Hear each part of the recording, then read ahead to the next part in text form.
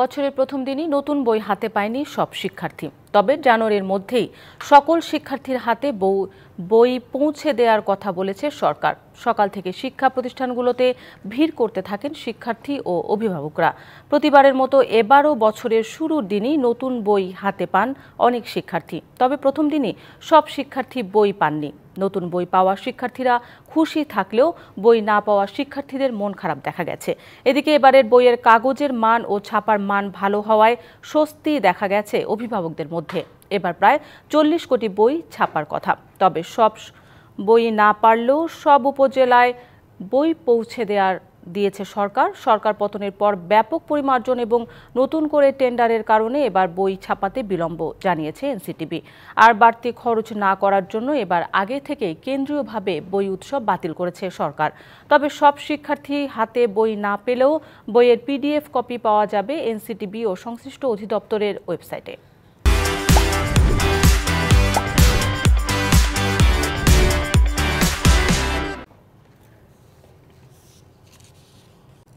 এবার বই উৎসব না হলে স্কুলে স্কুলে নতুন বই পাবে শিক্ষার্থীরা, তবে একসঙ্গে সব বই পাবে না তারা। রাজধানী ভিকারুননিসা নূন স্কুল ও কলেজে আছেন আমাদের সহকর্মী মাহফুজা বৃষ্টি, তিনি জানাবেন আরও খবর।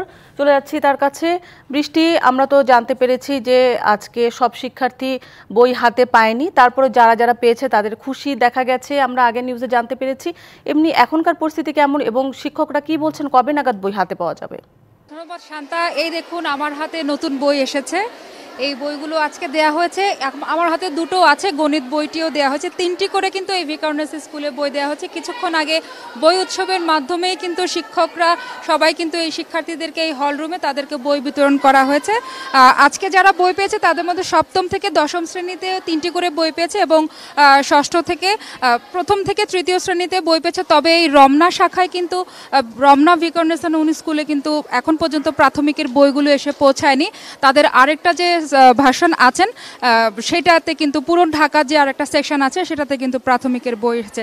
এভাবে করে কিন্তু এই সময় ক্ষেপণের কারণে এবং নানান রকম তথ্য উপাত্ত পরিবর্তন পরিমার্জনের কারণেই কিন্তু এবার অন্তর্বর্তী সরকার বইটা একটু দেরিতে দেওয়ার সিদ্ধান্ত নিলেও সেইটাকে কিন্তু সবাই সাধুবাদ জানাচ্ছে। আপনারা দেখতে পাচ্ছেন শিক্ষার্থীরা কিন্তু খুবই হাসি খুশিভাবে তাদের এই সব কিছু নিয়েছে, বইগুলো নিয়ে তারা অত্যন্ত আনন্দে আছেন।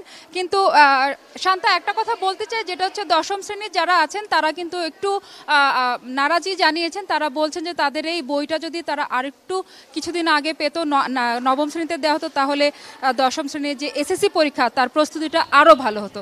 শান্তা, এ ছিল আমার কাছে। বৃষ্টি, আপনাকে ধন্যবাদ।